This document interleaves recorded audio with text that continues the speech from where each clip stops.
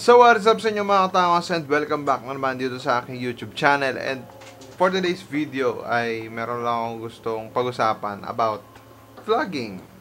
Sa tagal na panahon mga katangos na gumagawa ako ng content dito sa YouTube mga katangos, ay medyo napansin ko lang na hindi pa ako nag-share sa inyo about my inspiration sa pagbablog.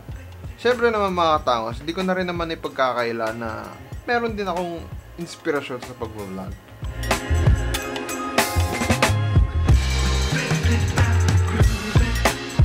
Number 1 mga katangos, Kong TV or yung buong Team Payaman mga katangos.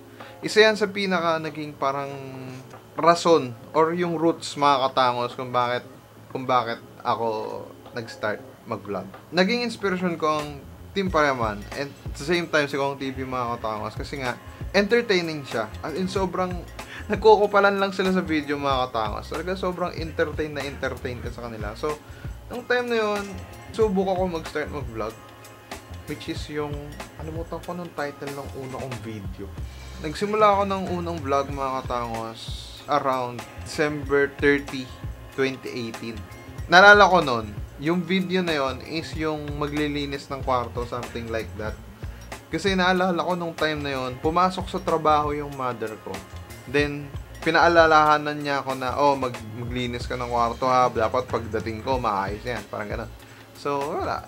Sinubukan ko lang naman, and I try, gumawa na ako ng YouTube channel that time. Nung time na yun, may hilig na ako mag-edit ng video. Meron kasi talaga kaming ginagawang parang superhero film dati, nung bata ako, na hindi ko alam kung saan ko in-upload. Gusto ko sanang ipakita sa inyo. Ewan ko, basta natatandaan ko yun, Viva Video pa yun.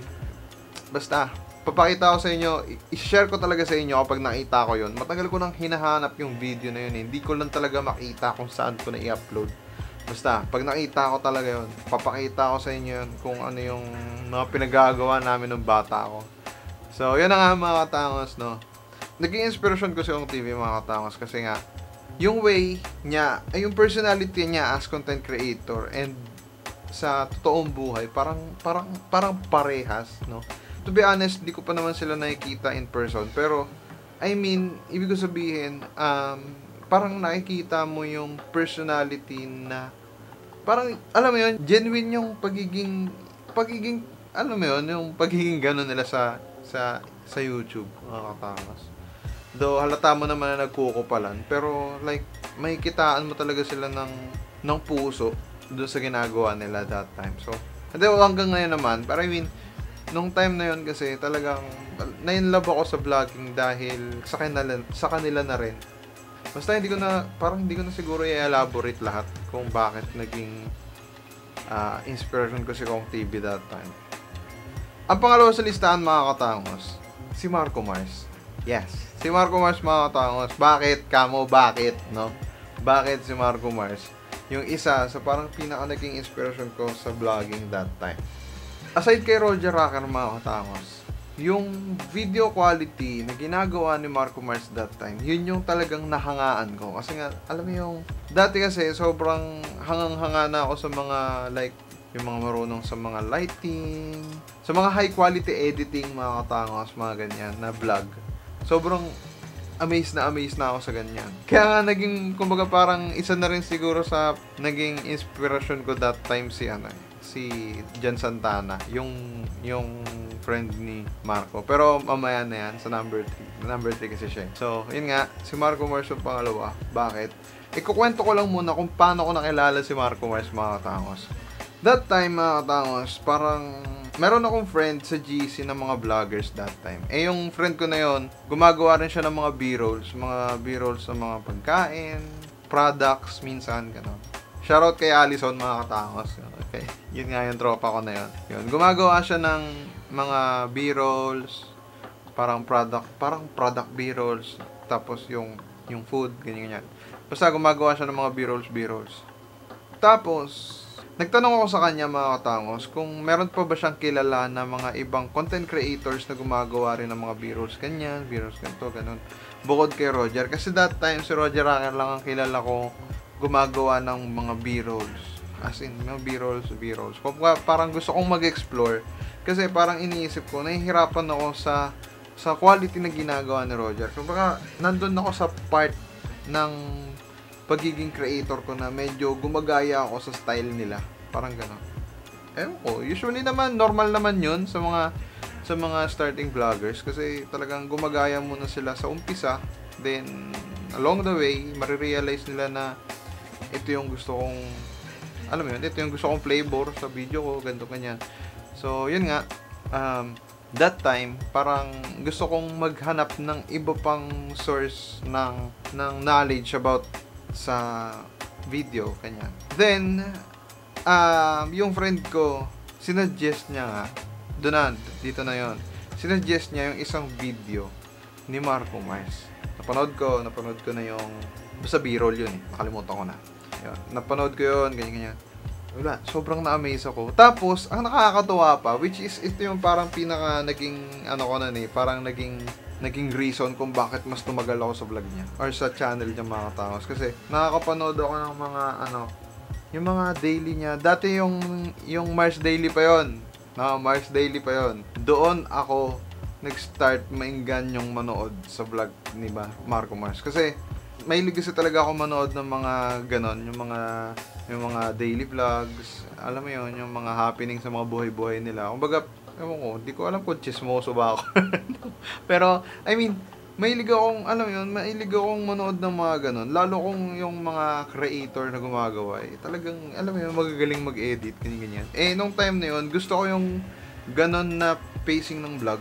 Like, lifestyle, tapos may ganito akong quality editing. Parang ganon.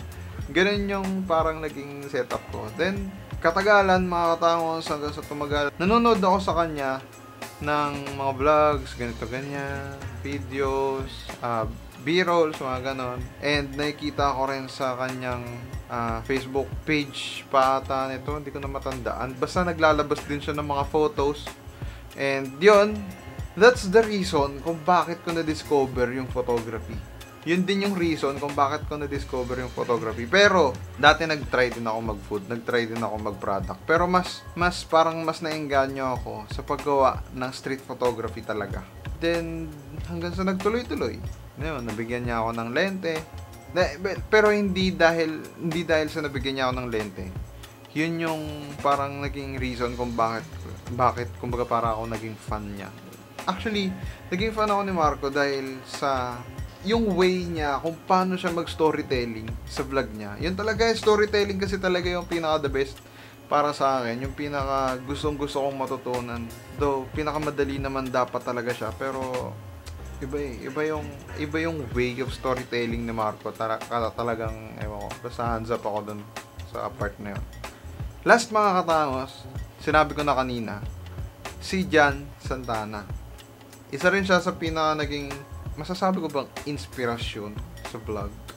Kasi when it comes to inspiration mga katangos, pag sinabi mong inspirasyon, meron akong napupulot like something aral sa kanya, ganto ganyan.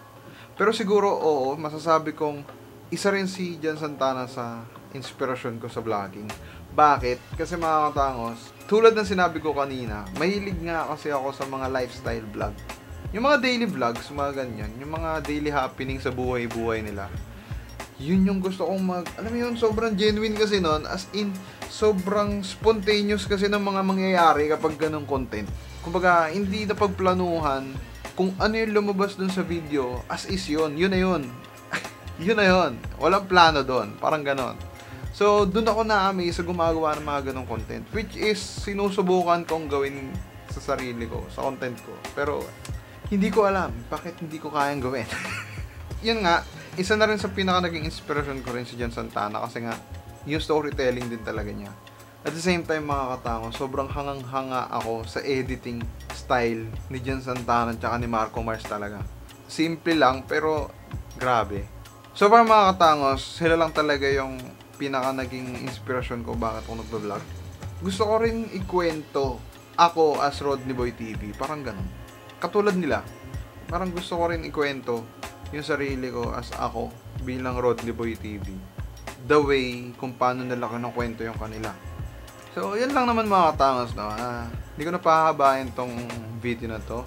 And yun mga katangos, sila ang mga inspirasyon ko sa vlogging. And I'm so thankful kay Marco Mars. Kung sa totoo lang mga katangos, kung alam nyo lang, no, yung mga pinagko-comment niya sa mga video nung itong mga nakaraan. Okay. Sorry na po, hindi ko po talaga kaya yung daily. Pero susubukan natin every 3 days, every 3rd, mag-upload tayo. So, yun lang mga katangos. Maraming salamat sa panonood, no.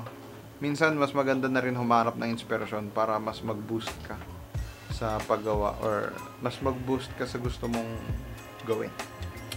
So, yan. Yan lang mga katangos. Thank you so much. Peace. See you on my next vlog. Bye.